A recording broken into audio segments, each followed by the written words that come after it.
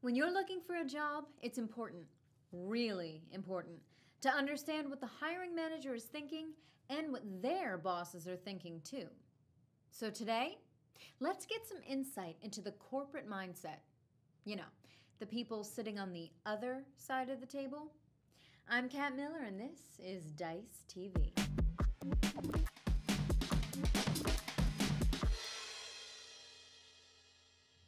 First, let's hear from Bill Varnell. He's a career consultant who helps job seekers navigate what some people call interviews and what other people call minefields. Here's Bill on what's going on in the minds of hiring managers when they sit down for an interview. So the hiring interview process is really about what you've done and how you've done it. And the hiring manager is frankly far more interested in that than the series of technical specifications that are on the job rec. And of course, in the follow-up questions, the early questions are going to tell you what the pressing needs are.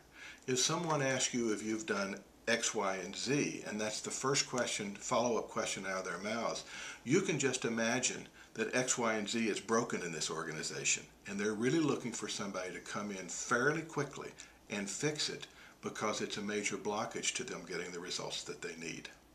And so you have to pay close attention to the follow-up questions, and you have to answer them well because they're looking for somebody to deliver immediate results, and you're looking to learn just what is the near-term content of this job. Because when they ask a follow-up question, what you're hearing is, in effect, they're telling you what's broken. They're telling you what's not working. They're telling you the things that they have special interest in making sure get done fairly quickly in the organization. Thanks, Bill. Not simply what you've done, but how you get things done. That makes a lot of sense. Next is Polly Pearson, Vice President of Employment Brand and Strategy Engagement at EMC.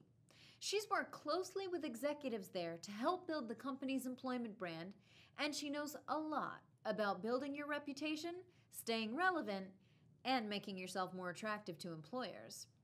We asked her how tech professionals can set themselves apart during an interview. So how you want to set yourself apart in a job interview and not disqualify yourself immediately. Let's start there. What could disqualify you immediately is not researching that company enough and their products.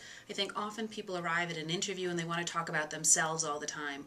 Well, that's great, but first you need to prove to the person at the other side of the table that you understand that company, that industry, their products. You need to go above and beyond and do that research and come prepared with questions. Now, you also need to be able to articulate challenging situations that you were in, problems that you've solved, right? And it's so basic, but so few people are doing that well. So really get out there and research, and there's so many ways to do it. The savvy job seekers are also leveraging the Facebook and the LinkedIn to their favor. They're searching out people that work at those companies to find out the inside track. What's really relevant? What's the competitive dynamic? What are the concerns of the company? What type of people do they look for? Who thrives there? How do you get successful? The more that you can understand that company and their DNA and reflect that back in an interview, you will endear yourself to the interviewer. Thank you, Polly. Pretty common sense advice, but it's important and you have to do it. So there it is. 2 points of information to consider as you get ready for your next interview. If you're on Dice, you can hear more from Polly and Bill by using the links below. I'm Kat Miller, this has been Dice TV, and we now return you to your regular desktop.